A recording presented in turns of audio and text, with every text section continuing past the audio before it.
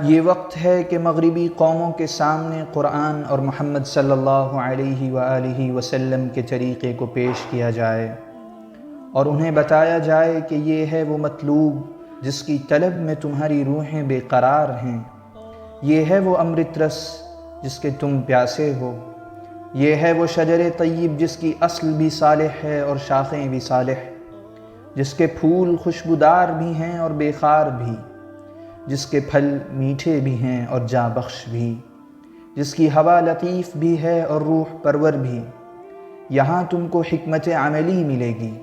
یہاں تم کو فکر و نظر کے لیے ایک صحیح نقطۂ آغاز ملے گا، یہاں تم کو وہ علم ملے گا جو انسانی سیرت کی بہترین تشکیل کرتا ہے،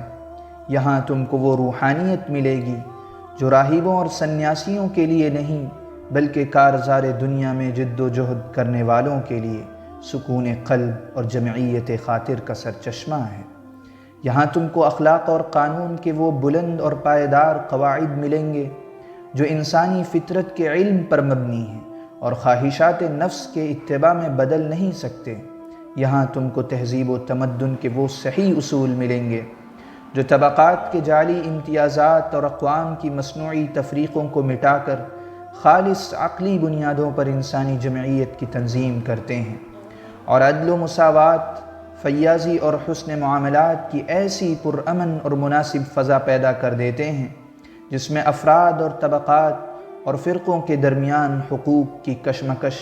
اور مفاد و صالح کے تضاد اور اغراض و مقاصد کے جنگ کے لیے کوئی موقع باقی نہیں رہتا،